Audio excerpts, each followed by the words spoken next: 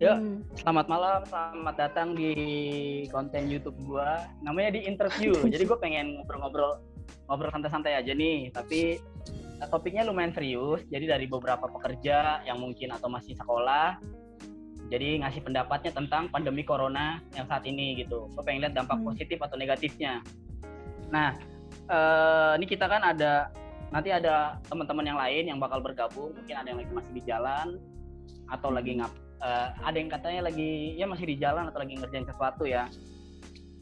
Ini yang udah join Novita Sari Resi Kahil. Bener ya nama lu itu ya? Yoi, komplit nama gue. Novita Sari Resi Kahil. Oke. Novita Resi Novita sebenarnya kerjanya sebenarnya di bidang apa sih? Di bidang apa? Pekerjaan saya pekerjaan di ladangnya Tuhan, asik. Saat ini saya adalah seorang staf karyawan di Rumah Sakit Cipto Mangunkusumo, RSCM. Oke, staf rumah sakit RSCM. Berarti minimal ngelihatlah kondisi rumah sakitnya ya. RSCM termasuk ini nggak sih? Termasuk rumah sakit rujukan atau enggak? Rujukan nasional tapi bukan rujukan corona sih saat ini. Tapi lagi prepare untuk terima pasien corona juga. Oh gitu, berarti sibuk banget dong ya? Sibuk banget. Gimana nih dari sebelum ada efek corona sampai ada kejadian sekarang, gimana situasinya di RSCM? Sepi sih jadinya. Kayak live ini ya, kayak live TV jadi nanya. Iya gimana betul ya, kayak lagi talk show gitu ya guys. Ya emang talk show intinya ini. Iya. Kok lagi sepi kenapa? Harusnya kan rame. Oh iya. Iya, lagi sepi karena kan nggak boleh keluar rumah, harus di rumah aja. Oh iya. Dan jadi gini, gue punya pengalaman kemarin masalah ini mungkin beda ya rumah sakit sama puskesmas gitu. Jadi waktu gue nganterin saudara gue ke puskesmas. Jadi sakitnya memang tidak nggak menyangkut dengan corona lah. Kalau corona kan biasanya penyakitnya demam, batuk pilek gitu ya. Tapi nggak boleh berobat gitu. Apakah di RSCM berlaku kayak gitu? Harus yang corona boleh masuk? Atau lu dengar kabar sakit rujukan itu harus yang sakit-sakit yang merujuk ke corona baru boleh berobat? Enggak sih, jadi sekarang itu emang lagi digaungkan sama pemerintah juga kan untuk stay di rumah. Maksudnya apa? Membatasi pasien-pasien itu biar nggak ke rumah sakit karena kondisi di rumah sakit itu kan virusnya banyak gitu. Nah, sedangkan misalnya lo kondisinya lagi lemah imunnya, terus lo berobat ke rumah sakit, nggak menutup kemungkinan lo akan gampang untuk terpapar sama virus corona itu. Makanya disarankan sih kalau emang nggak parah-parah banget untuk sakitnya, nggak parah-parah banget, mendingan nggak usah berobat ke rumah sakit, mendingan di rumah aja istirahat kayak gitu. Karena itu cepat nyebarnya kalau misalnya imun. Ya, tapi kan kadang-kadang kita sebagai orang awam, misalnya kita nggak tahu nih mau sakit apa, tapi kan kita harus check up dulu gitu ke dokternya gitu. Dok, saya nggak tahu sakit apa gitu, saya merasakan sakit A, B, kayak gitu. Jadi kecuali nih kan harus dokter cek dulu, tapi kalau masuk aja nggak boleh. Enggak. Jadi kalau untuk sekarang ini karena lagi pandemik si corona ini, jadi kalau misalnya emang lo lagi nggak pendarahan banget, lo nggak sampai pokoknya parah banget, kalau lo nggak sampai parah banget itu ya udah mendingan nggak usah ke rumah sakit gitu. Jadi kalau misalnya cuman lo misalnya batuk-batuk jadi tapi misalnya sekarang yang lo biasa yang lo rasain perbedaan sekarang kerja di rumah sakit sama sebelum ada sesudah corona ini? Iya, sebelumnya kan banyak banget tuh ya, namanya juga Cipto, itu kan luas banget dan banyak banget pasien tuh tiap hari, hampir berapa ya tiap hari itu? 10.000 apa ya, gue lupa ya per hari itu 10.000, lebih dari 1.000, 3.000 atau berapa pasien tuh per hari ya kan. Nah itu ramai banget dan selain pasiennya banyak, terus juga ya sibuk banget lah, super sibuk gitu, namanya juga rumah sakit nggak pernah sepi. Nah sekarang itu ininya kondisinya tuh lebih sepi, tapi lebih ke kita tuh juga ya lebih waspada banget juga sama kesehatan kita kan, kita juga nggak WFH yang work from home tapi work from hospital ya kan, jadi tetap masuk juga. Jadi stigmanya sih jadi dari masyarakat yang kadang-kadang misalnya dari keluarga juga yang lu kerja dari rumah sakit nih jangan deket-deket kayak gitu, padahal kita tuh jadi kayak ya stigmanya gitu jadi, sih yang di kalau dari kewaspadaan emang lebih waspada, tapi kalau dari kerjaan berarti lebih ringan dong, karena udah jarang yang ke rumah sakit kalau bukan sakit-sakit banget.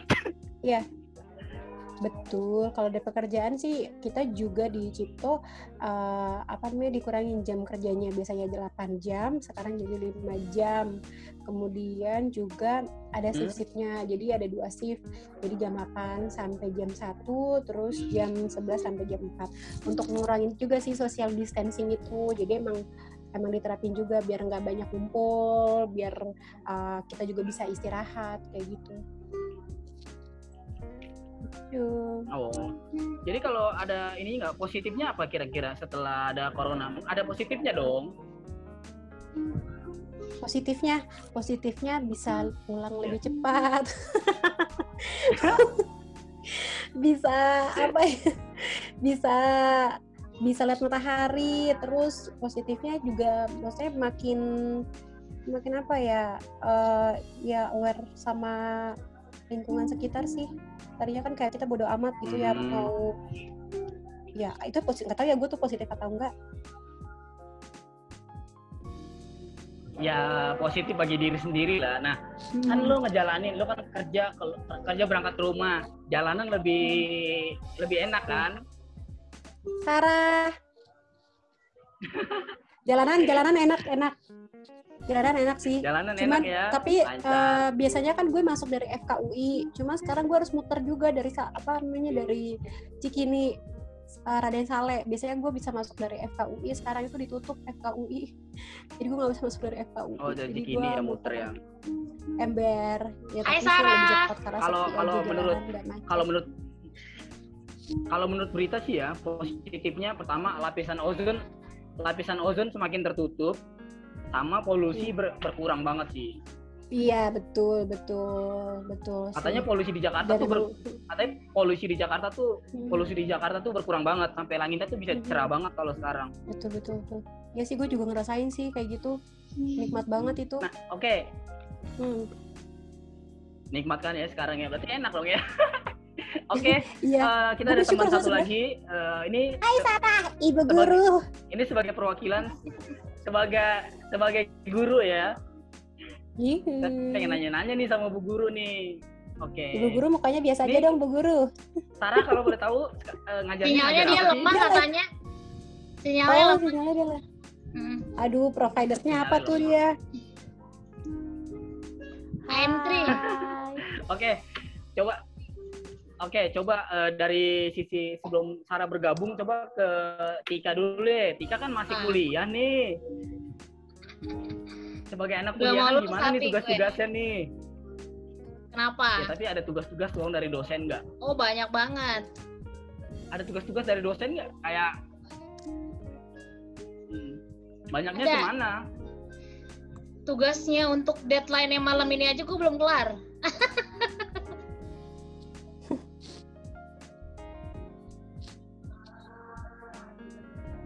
Andi patah-patah, Andi sih juga nggak bagus. Dan lu masih sempat bikin conference ya. Nah, enggak sekarang bagus Sarah kali. Nah, Sarah, halo. Kenapa Di? Lu mau nanya apa sama gua? Sarah di mana sih? Di kampung kayaknya, di Bekasi dia. Nah, enggak. Di Priuk di kosan kayaknya. Di Priuk. Enggak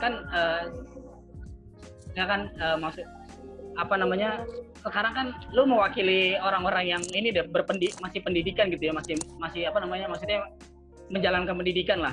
Ya. Kalau menurut pendapat lu kalau menurut pendapat lu gimana? Soalnya kan sekarang nih gue banyak banget nerima kayak orang ngeluh gitu ya di media sosial. Tugasnya banyak banget gitu. Kayak guru tuh kayak sekarang cuma ngasih tugas doang, nggak ngajar. Kayak lu juga sama dong harusnya. Dosen ngasih tugas doang tapi nggak ngajarin. Iya. Tapi mungkin secara mahasiswa kan biasa ya belajar tanpa dosen. Namanya juga mahasiswa. Tapi mungkin lu punya pengalaman adik-adik lu gimana gitu. Pengalaman apa? Maaf Bapak, nanyanya gimana ya? Gimana dan pendapat lu gimana? Maksudnya gimana ya Pak? Pertanyaannya coba lebih signifikan. Maksudnya lu sebagai yang apa ulang lagi Pak? Lu sebagai mahasiswa atau lu punya adik yang lu sebagai mahasiswa atau lu kan punya adik juga nih yang masih sekolah. Gimana pendapat lu tentang guru-guru yang sekarang kan belajar online tapi nggak belajar online, cuma ngasih tugas doang, nggak ngajarin? Iya ini dia nih. Ya menurut gue sih jadinya cuman kayak apa ya, lempar kerjaan gitu jadinya. Jadi kayak ngerjain murid gitu jadinya. Tapi nggak nutup kemungkinan juga kalau kayak dosen gua, dia kayak tetap ada live streamingnya, dia berusaha untuk kasih materi, untuk ngejelasin kayak gitu-gitu. Cuman kalau guru-guru sekolah, khususnya adik-adik gue yang masih sekolah, itu gue lihat guru-gurunya kayak males banget gitu, kayak nggak ada nggak ada usahanya untuk kayak mau ngajarin anak-anak gitu. Jadi kayak cuma ngasih tugas, kirim tugas, ngasih tugas, kirim tugas, udah gitu-gitu doang. Yang menurut gue sih apa ya, nggak harusnya sih kayak gitu, perannya tuh jangan kayak gitu. Harus tetap berperan sebagai guru yang kan? ngajar. Soalnya gue pernah ceritanya, gue kemarin makan keluar ya kan, gue anak kos ya, jadi makan keluar. Jadi ada ibu-ibu ngegerutu ceritanya kayak guru tuh kayak anak gue tuh mendingan berangkat sekolah deh, malah orang tuanya yang pusing. Jadi dia harus ngajarin anaknya juga gitu. Iya benar. Jadi kayak gue bayarin uang sekolah, yang ngajarin gue juga gitu. Gurunya cuma ngasih tugas. Tapi kalau gue lihat itu ibu guru Sarah tuh harus jawab. Nah iya. Belum datang. Makanya gue pengen ngajak guru sharing nih, gimana pendapat gurunya gitu. Nah, sama gue tadi dapat ngobrol juga, gue kan sebelum bikin ini gue nanya-nanya juga ya. Ada murid yang nggak punya HP keluarganya, atau HP-nya cuma satu lah, misalnya bapak atau kakaknya. Kalau dibawa pergi itu handphone, ngerjain tugasnya bagaimana? Tunggu pulang lah. Ya kan? Atau nggak nebeng sama tetangganya? Iya, nebeng tetangga. Ada. Betul, gue nanya emang ada yang nebeng untuk soalnya, untuk tugas-tugasnya nanya. Tugasnya apa? Nah, ngumpulinnya. Ngumpulin nebeng juga. Iya sih. Udah gitu banyak gue lihat guru-guru sekarang gaptek banget gitu. Masalahnya kan zaman udah canggih ya, gitu kan. Tapi untuk bikin tugas tetap aja harus maaf. Mohon maaf, bukan guru itu. Untung hilang. Kalau ibu guru Sarah hilang. Kalau ibu guru Sarah. Bu guru Sarah cari wifi kayak cari apa gitu. Makanya gue tuh pengen sharing biar semuanya tuh kena gitu. Guru gimana sih gitu pendapatnya. Coba dari guru gimana? Sebelumnya nanya dulu nih. Ibu guru baru lihat nih. Enggak. Oke. Halo. Oke. Bu guru Sarah ini sebenarnya ngajarnya kelas berapa sih? TK. Gua enggak. TK. Tapi gurunya kan ada temannya, guru SD atau guru SMP ya? Iya sih, kemarin sih kebetulan kerja bareng sama guru-guru juga sih yang lain. Nah, gimana nih untuk tugas-tugasnya kalau dari sekolah lu sendiri gimana? Via WA kah? Atau Google Classroom juga udah keren? Oh. Karena gue ngajar Bel ya di Tanjung Priuk, Jadinya tuh kita waktu 2 minggu pertama yang diminta untuk ribut pertama tuh COVID pertama. Kami guru-guru kalau TK sih ya, kalau TK kita nyiapin nyiapin bahan untuk 2 minggu. Jadi kayak bukunya mereka atau misalnya ada aren.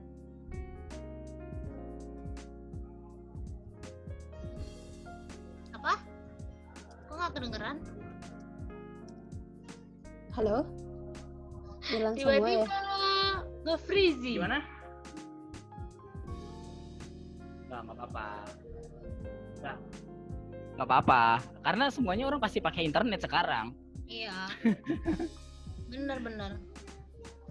Ya, dia hilang lagi. Ya, kenapa ya kalau dari Sarah sih tadi dibilang apa, dia nyiapin bahan ya untuk 2 minggu. 2 minggu sekali. Ya, kalau dari Sarah sebagai ya dia nyiapin bahan ya. Berarti nah ini sih sistem mereka mengajarnya sih. Dan apakah dia udah menerima komplain, itu sih yang mau kita tanya. Komplain kayak gimana dulu, Dek?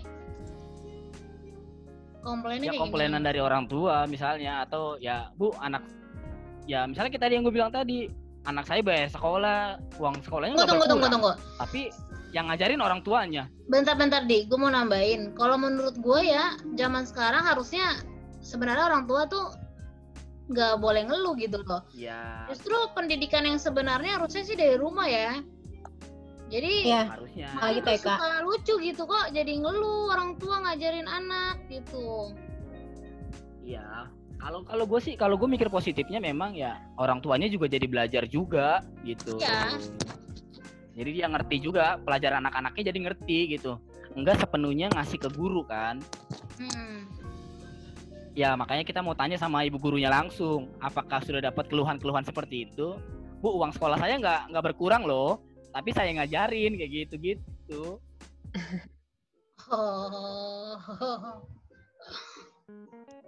Ya, tapi sebenarnya kan gini, kondisi kayak gini kan, halo? Maksudnya kan kondisi kayak gini kan nggak diingini oleh semua orang ya kan. Dan kalau misalnya ibu-ibu atau misalnya orang tua ngeluh karena dia udah bayar uang sekolah kan, sekolah dan guru-guru yang lain juga kan nggak pernah berpikiran untuk seperti kayak gini kondisinya. Iya memang nggak pasti nggak ada yang berharap seperti ini. Cuman kan kayak misalnya kayak ada beberapa perusahaan kan kayak pendapatannya berkurang, kayak bahkan dia nggak berangkat di PHK nggak berangkat ke kantor, tapi uang sekolah bisa bayar. Nah ya, yang berita itu kan ada yang di PHK juga. Nah tapi uang sekolah mereka kan tidak berkurang. Uang sekolah tidak berkurang. Gimana Ibu Sarah sudah bergabung? Maksudnya gimana ya? Pendapatan sorry. Ya. Hilang-hilang. Ya, misalnya kayak uang SPP kan nggak berkurang. Iya sih. Hai Ibu Guru. Cuman kan itu tadi. Gimana Bu Guru pendapatnya nih?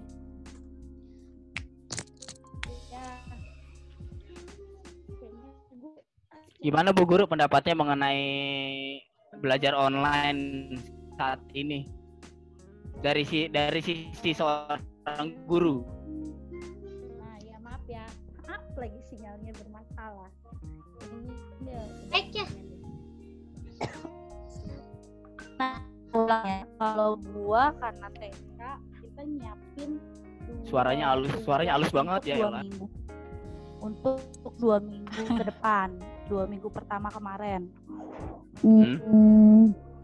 Kalau yang SD mereka udah langsung ikut dari dinas. Jadi setiap kepala sekolah nurunin ke guru-gurunya gitu. Jadi untuk guru-guru share di grup orang tua. Jadi kita nggak pakai Zoom, nggak pakai online yang langsung classroom gitu, nggak sama sekali.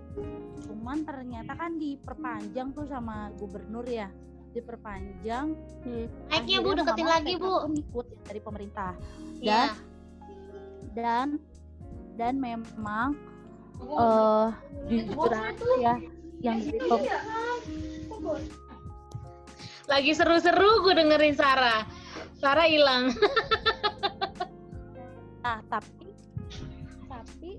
jujur aja ya, karena gue juga ngedampingin keponakan gue yang SD kelas 4, gue juga ikutan stres gitu. Karena bahan yang disediain pemerintah itu jauh lebih berat, cuy. Berat banget asli. SD aja kelas 4 itu mereka udah pakai wawancara, tau gak lu? Kayak bikin wawancara gitu, lu kayak seolah-olah mereka dilatih untuk wawancara narasumber gitu. Terus sedangkan kendalanya banyak orang tua yang kerja,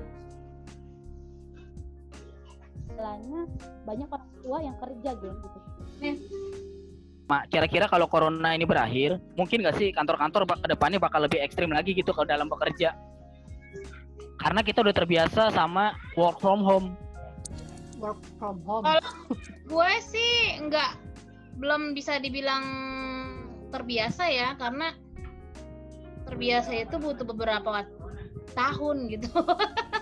Kalau buat gue ya, tahu deh yang lain gitu kan, ya masih bisa terima lah.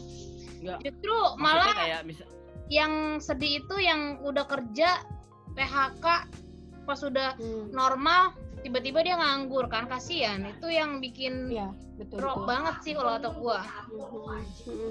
Tapi maksudnya ini lebih dari kegiatannya. Maksudnya kayak misalnya nanti lu sakit.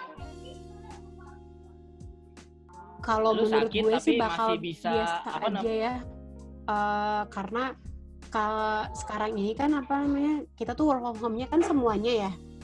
Sekarang tuh kita kan work from home-nya, WFH-nya kan semuanya. Jadi nggak banyak banget juga tugas-tugasnya, maksudnya nggak banyak juga yang harus laporan segala macam kayak gitu. Karena kita semuanya mengalami, kecuali kalau misalnya cuman di satu tempat doang di Indonesia ini, terus yang perusahaan lainnya tetap masuk kayak biasa. Nah itu mungkin bakal ngaruh. Cuman kalau misalnya ini kayaknya bakal kembali seperti semula dan ya udah memulai lagi kayak dari awal gitu. Iya. Takutnya nih ya. Takutnya adalah karena beberapa kantor kayak udah biasa sama work from home. Jadinya kalau kayak lu sakit, ya udah sih lu masih bisa ngerjain kerjaan lu dari rumah kali. Kayak gitu. Iya, masih ada yang bisa kerja dari rumah, ada yang enggak gitu kan. Iya, tapi kan iya, maksudnya yang bisa kerja dari rumah, misalnya kayak mungkin kayak admin atau apa yang bisa kerjanya dari rumah, mungkin nggak bakal lebih ekstrim. Kalau misalnya sakit ya tetap disuruh masuk. Bukan disuruh masuk, tetap aja disuruh kerjain kerjaannya gitu. Iya benar. Tapi di rumah. Tapi kan ini cuman social distancing kan, belum benar-benar lockdown. Oke, untuk menutup pembicaraan kita malam hari ini, gue mau tanya dong dampak positif negatifnya dari pandemi corona ini dalam kehidupan sehari-hari. Bukan dari segi pekerjaan ya, dari sehari-hari. Dampak positif dengan adanya di kehidupan sehari-hari. Sekarang masuk. Dari siapa dulu? Novita dulu atau? Novita. Oke. Dampak positifnya ya dari aku. Ya. Dampak positifnya itu adalah semakin mendekatkan diri kepada Tuhan. Karena lebih menyadari, wah kayaknya Tuhan udah mau dateng gitu. Iya. Gue tuh nggak pengen jadi orang yang terbelakang kayak gitu loh. Kan maksudnya dari kecil kita udah pelayanan, terus nggak pengen aja gue nanti pas Tuhan dateng terus gue nggak diangkat, aduh gitu sih. Yang sumpah takut banget, itu yang gue takutkan. Jadi lebih sekarang tuh lebih dekatin diri sama Tuhan, banyak doa, terus baca Alkitab segala macam kayak gitu. Suaranya, terus dampak positifnya lagi adalah halo. Oh ya, dampak positifnya lagi itu adalah puji Tuhan ya, punya waktu istirahat yang cukup gitu loh. Jadi kalau kemarin itu kan kayaknya aduh sibuk banget, keluar-keluar mulu, weekend tuh kayak nggak pernah ada di rumah gitu, cuman di rumah cuma buat tidur doang. Nah sekarang tuh kayak wah enjoy banget sih, gue sungguh menikmati gitu, karena bukan berbahagia atau gimana ya bersyukur juga dengan adanya keadaan kayak gini. Ini salah satu yang gue impikan dari dulu gitu loh, dimana gue tetap kerja gitu kan, tapi kayak dunia sekitar gue kayak sebentar berhenti gitu loh. Gitu sih kalau dari aku. Dari Tika. Kalau gue dampak positifnya gue jadi bisa lebih banyak di rumah. Sebenarnya sih emang di rumah mulu. Ya gimana ya? Dampak positifnya gue susah juga sih kasih taunya Di, karena menurut gue hidup gue terlalu positif. Ya, intinya sih bisa kayak baik. Quality time sama keluarga dan lain-lain gitu. Dan dampak positifnya gue sekarang kayak lebih putihan sih karena di rumah terus ya kan. Ya dikit lah, setidaknya 0,12% naik. Putihan. Jadi lebih ini nggak? Oh nggak pernah kena matahari. Iya. Jadi ini nggak? Jadi sering mandi. Terus? Jadi sering mandi. Iya benar. Terus tangan gue kalau Novita jadi sering mandi. Tangan gue jadi nggak belang gitu men. Iya. Dulu tangan gue belang banget loh. Iya sih. Iya, coba tunjukkan tangan kita. Coba tunjukkan tangan kita. Dan tangan kita kayaknya agak putihan gitu ya. Iya pasti karena kita sering bawa motor. Nah, gua kan lagi numpang ya di rumah saudara gua lagi numpang di rumah saudara gua nih di rusun. Sekarang masuk rusun cuci tangan. Jadi kalau keluar dikit masuk cuci tangan, masuk keluar cuci tangan. Ini siapa Di? Julius Ardo. Siapa sih? Julius Ardo. Oh, ini teman gua yang kerja di agensi. Oh, baru bisa datang. Iya telat. Oke, nggak apa-apa, singkat aja lah. Oh, muka lu mana Om? Udah close ya? Nggak apa-apa. Ya. Oh ini bisa di record berarti? Udah. Akhirnya bisa ngerti cara recordnya? Pakai laptop, pinjam. Oke, mantap. Oke. Ini kenalin teman-teman, namanya Julius Taylor. Halo Julius. Penjahit dia. Tyler. Halo Esther. Iya, betul. Penjahitan marganya. Iya, makanya Taylor. Yes. Mohon maaf, mak gue nggak bisa ngedenger nama Panjaitan, katanya Pariban lo gitu. Mak gue denger. Dasar mama ya, namanya mama ya kan. Iya Maya. Oke. Cepet ya, langsung sinyalnya. Terus next. Oke nih, Kak, kita tanya ulang lagi aja karena Om Julius baru join. Kasihan. Karena kan lu kerja di agensi Om ya. Oke. Dampak negatifnya lu sekarang nih di agensi gimana sekarang karena corona ini? Dampak negatifnya, sebenarnya ini blessing in disguise. Ini blessing in disguise dalam artian kan kebetulan gue di digital agency. Nah, maksudnya selama ini kita emang ada obrolan kenapa kita harus ke kantor gitu. Maksudnya pingin semua dilakukan secara virtual sebisa mungkin gitu kan. Cuman ya obrolan semata lah intinya. Nah, semenjak ada COVID-an ini nih, kan orang dipaksa tuh jadi tuh minimal waktu itu setengahnya WFH dulu lah, setengah gitu kan. Cuma minimal kita dipaksa untuk langsung move ke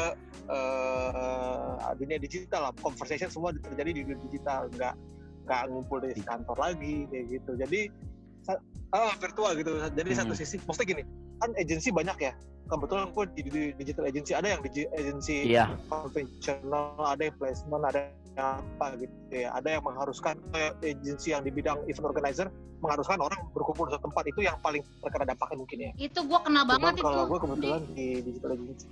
Itu gue kena dampak banget. Oh lo di IO? Lo di IO ya?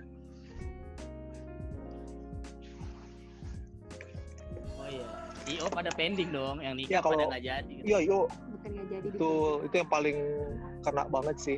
Nah kalau gue jadi paling ya itu tadi dari sisi kerjaan sih aman-aman aja sih. Cuma dari sisi ke klien, maksudnya gini kan, gue kan kayak ini juga kan, maksudnya hubungan dengan klien jadi susah gitu. Kita mau ketemu meeting klien lebih hangat lah, harusnya kita bisa sambil ngopi sambil apa gitu kan. Tapi ini agak susah, jadi cuman ya udah kita zoom dengan klien soal kerjaan aja gitu. Jadi ya terlalu bisanya lah ya. gitu, agak susah gimana. Gitu sih. Tapi Cuman ya gitu sih. Kalau meeting sama klien, Sama. kalau meeting sama klien, lo di rumah pakai kemeja apa biasa, Om?